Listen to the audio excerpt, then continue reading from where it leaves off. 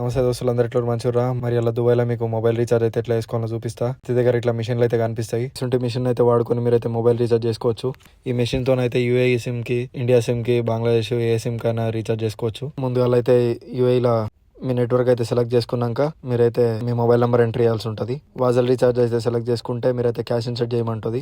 మీరు ఎంత రీఛార్జ్ చేసుకోవాలనుకుంటున్నారో అంత అయితే amount money inserting point line అయితే పెడితే మీ మొబైల్ నెంబర్ కి అయితే అంత రీఛార్జ్ అయితే అయిపోతుంది. నేనైతే 20 dirhams అయితే రీఛార్జ్ చేసిన. 20 dirhams ఎందుకంటే నాకైతే డైలీ 1 GB 30 days వరకు అయితే ఆఫర్ ఉన్నది 20 dirhams కి. అందుకే నేనైతే 20 dirhams అయితే రీఛార్జ్ చేసిన. మీరు కూడా మీకు కావాల్సిన అమౌంట్ అయితే రీఛార్జ్ చేసుకోవచ్చు. గుర్తుపెట్టుకోండి, ఈ మెషిన్ అయితే చేంజ్ రిటర్న్ ఇవ్వాలి. దాని తర్వాత ఇండియాకి కూడా ఎట్లా రీఛార్జ్ చేసుకోవాలో చూపిస్తా.